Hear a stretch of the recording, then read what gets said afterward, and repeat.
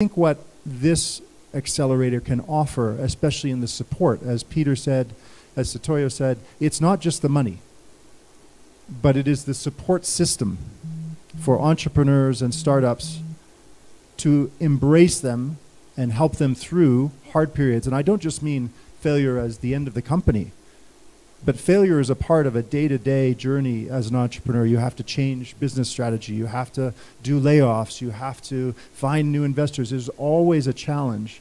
And that is indeed something that Silicon Valley celebrates. And I want to encourage us, and I think this program can help support. The third thing, what do I hope Silicon Savannah can do different?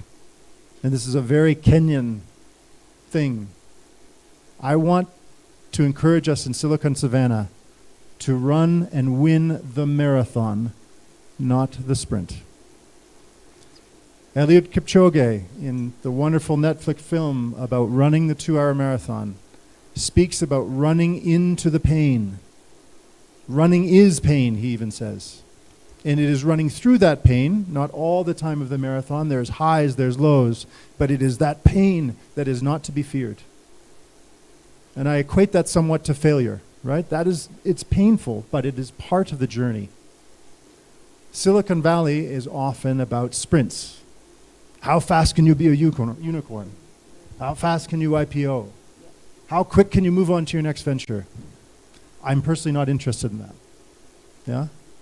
And interesting about Sumitomo, here's a company, I remember meeting one of their executives once, and his first question to me, I'd never met the guy, he said, "Jesse, we are a 400-year-old corporation.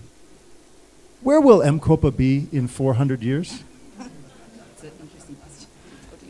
And so thinking of the marathon as really what we are all trying to do is the difference that I hope for us.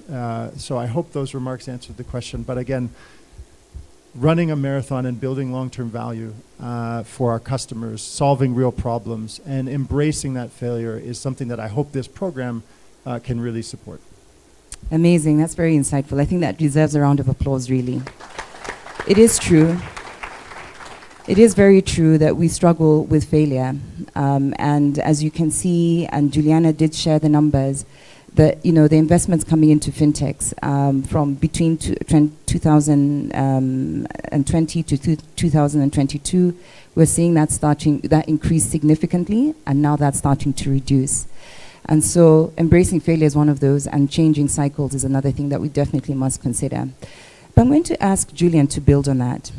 And so Julian, I'm going to ask you, because these cycles are familiar to you. They're not you know them very well. So based on this, what investment trends would you say you've observed for African startups, and particularly in Kenya, and how they've evolved, thinking about the theme that, Jesse has spoken about around it being a marathon, and also being able to embrace failure. So just from your perspective, just tell us what you see the trends being. Thank you, Esther, and thank you, Safaricom, for putting this together. It's really a joy to be here. I was somewhere on holiday, and Peter was there. I didn't disturb him because he was with his family, but I think he's explained why my jacket